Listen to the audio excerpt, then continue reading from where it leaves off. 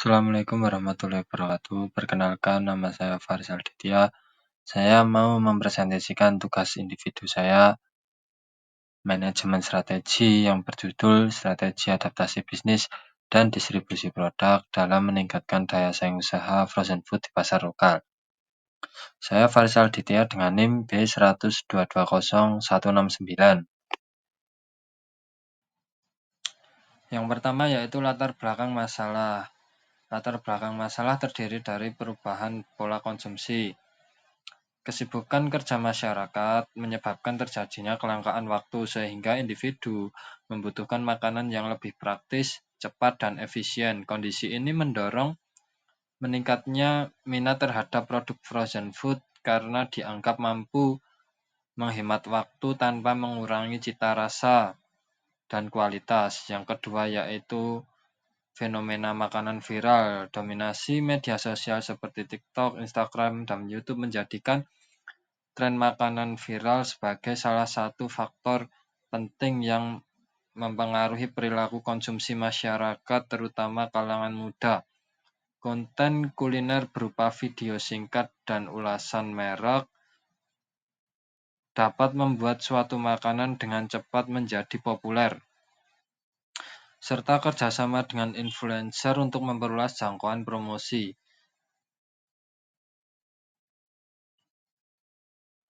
Yang kedua yaitu tinjauan pustaka. Tinjauan pustaka terdiri dari pasar lokal. Pasar lokal makanan praktis terutama terdiri dari konsumen dengan gaya hidup sibuk, keterampilan memasak rendah, dan kebutuhan tinggi akan solusi makanan cepat. Kelompok pekerja penuh waktu dan keluarga dengan 2 orang tua bekerja menunjukkan intensi beli yang lebih tinggi terhadap makanan praktis. Karena itu strategi pemasaran perlu difokuskan pada aspek kemudahan, efisiensi waktu, dan kenyamanan untuk menarik serta mempertahankan loyalitas konsumen. Yang kedua yaitu adaptasi bisnis. Fenomena makanan viral mendorong perubahan perilaku konsumsi yang cepat, terutama melalui pengaruh media sosial seperti TikTok dan Instagram. Pelaku usaha dapat atau mampu beradaptasi dengan inovasi produk, desain kemasan menarik, dan pemanfaatan promosi digital untuk memasuki peluang pasar baru.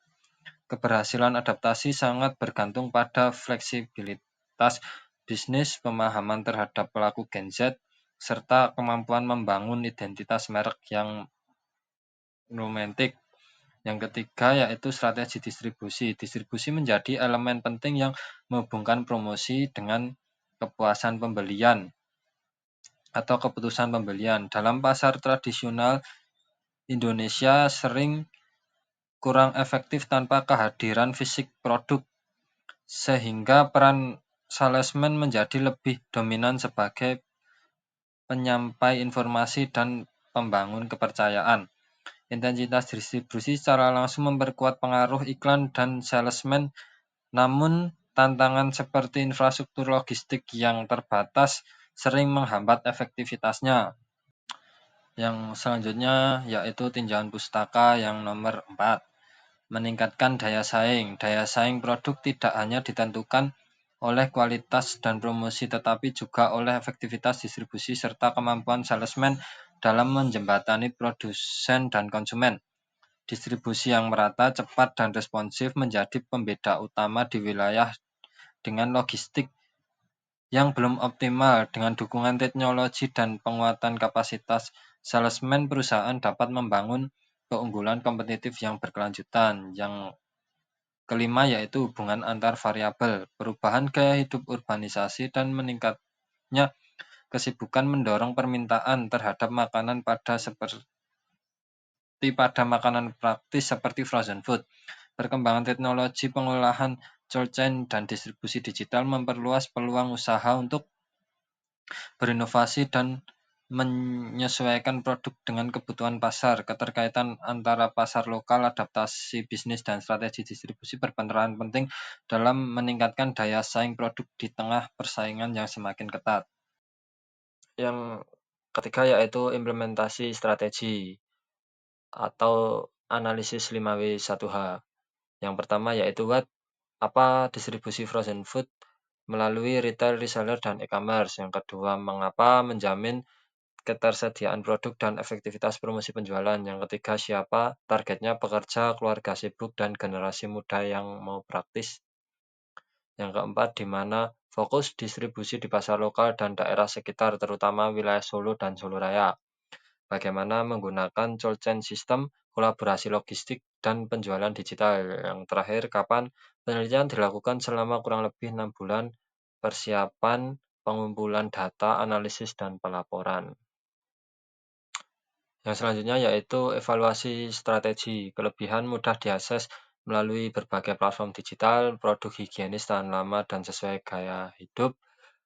Promosi digital meningkatkan jangkauan pasar, kekurangan akses produk terbatas di daerah terpencil, harga masih relatif tinggi bagi konsumen berpendapatan rendah, kurangnya variasi produk sesuai budaya lokal. Efektivitas strategi ini memberdayakan pelaku lokal, terutama ibu rumah tangga, meningkatkan pendapatan dan daya saing ekonomi kreatif. Yang selanjutnya yaitu kesimpulan. Kesimpulan adaptasi bisnis dan distribusi produk berperan penting dalam peningkatan daya saing. Sinergi inovasi produk plus distribusi efektif sangat memperluas pangsa pasar dan penguatan merek. Pemanfaatan teknologi dan media digital menjadi kunci keberhasilan usaha frozen food lokal.